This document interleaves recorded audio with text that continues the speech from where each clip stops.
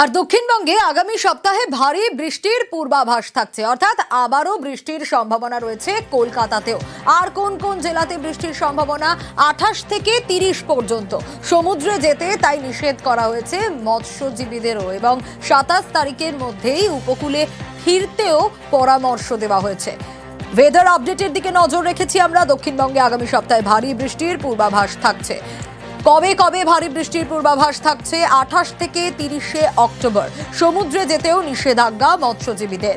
27 তারিখের মধ্যে উপকূলে ফিরতে পরামর্শ। পশ্চিমী ঝঞ্ঝার প্রভাবে উইকেন্ডে বৃষ্টি উত্তরবঙ্গেও, আর দক্ষিণবঙ্গে মঙ্গল, বুধ, বৃহস্পতি আগামী সপ্তাহে বৃষ্টির সম্ভাবনা। দক্ষিণবঙ্গে বৃষ্টিপাত মেনলি 28 থেকে 31 তারিখ এই পিরিয়ডটায় কিছুটা বাড়ার সম্ভাবনা। কলকাতা পার্শ্ববর্তী অঞ্চলের জন্য 25 থেকে 27 তারিখ প্রধানত শুষ্ক ওয়েদার, মাঝে মধ্যে আংশিক মেঘলা থাকার সম্ভাবনা। 28 তারিখে কিছুটা বৃষ্টিপাতের সম্ভাবনা রয়েছে, হালকা থেকে মাঝারি ধরনের। 29 তারিখে বৃষ্টিপাতের ইন্টেন্সিটি কিছুটা বাড়ার সম্ভাবনা, বিশেষ করে 29-30 তারিখ।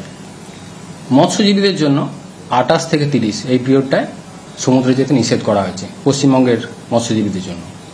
28 তারিখে দু এক জায়গায় হালকা বৃষ্টির সম্ভাবনা থাকছে উত্তরবঙ্গের জেলাগুলিতে। 29 থেকে বিশেষ করে 30-31 তারিখ উত্তরবঙ্গে বৃষ্টিপাতের পরিমাণ কিছুটা বাড়ার সম্ভাবনা থাকবে। 30 তারিখে মেনলি মালদা, উত্তর দিনাজপুর, জলপাইগুড়ি এই জেলাগুলি দু এক জায়গায় ভারী বৃষ্টির সম্ভাবনা। 31 তারিখে জলপাইগুড়ি, আলিপুরদুয়ার এই জেলাগুলো দু এক জায়গায় ভারী বৃষ্টির সম্ভাবনা রয়েছে।